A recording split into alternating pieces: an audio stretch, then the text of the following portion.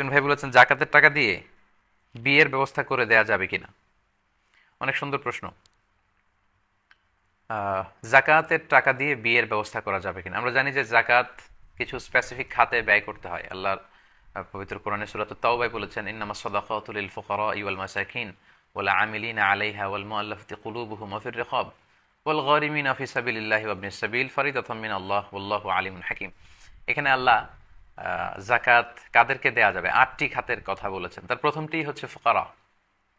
ফকির মানে এমন ব্যক্তি যার সামান্য কিছু আছে কিন্তু তাতে তার সব যে নিড, প্রয়োজন, এই প্রয়োজনগুলো ফুলফিল হয় না। তো বিয়েটা তো অনেক জরুরি প্রয়োজন।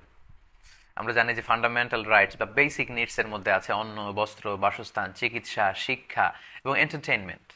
এবং বিয়ের মাধ্যমে এই এন্টারটেইনমেন্টের বিষয়টা সবচেয়ে হালাল উপায়ে কিন্তু অর্জিত হয়ে থাকে। তো প্রথম খাতই হচ্ছে ফাকির, মানে মান ইয়াফতাকিরু ইলাল মাল, যার সম্পদের প্রয়োজন, তার সামান্য কিছু আছে, এটা দিয়ে তার বেসিক নিডস পূরণ হয় না। তো বিয়েটা মানুষের একটা বেসিক নিডস। তো এই বিয়ের জন্য, বিয়ের মোহরানা দিয়ে হেল্প করার জন্য আপনি জাকাতের টাকা থেকে দান করতে পারবেন ইনশাল্লাহ। তবে যৌতুকের জন্য কিন্তু আপনি জাকাতের টাকা দিতে পারবেন না। তো অনেকে এরকম বলে যে এই মেয়েটার বিয়ে হচ্ছে না, ছেলেটা এত টাকা যৌতুক দাবি করেছে, তো জাকাতের টাকা দিয়ে বিয়ের ব্যবস্থা করে দিই না। আপনি কোনো হারাম কাজে সহায়তা করতে পারবেন না। আল্লাহ বলেছেন, তাআওয়ানু আলাল বিররি ওয়াত তাকওয়া, তোমরা ভালো কাজে, কল্যাণমূলক কাজে একে অপরকে অ্যাসিস্ট করো, কোঅপারেট করো, সহযোগিতা করো। ওয়ালা তাআওয়ানু আলাল ইসমি ওয়াল উদওয়ান, পাপের কাজে, অন্যায় কাজে তোমরা একে অপরকে সহযোগিতা করতে পারো না।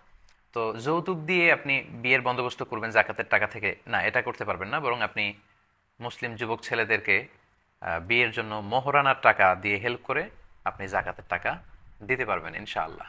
এবং স্কলাররা এই বিষয়ের উপরই ঐকমত্য হয়েছেন।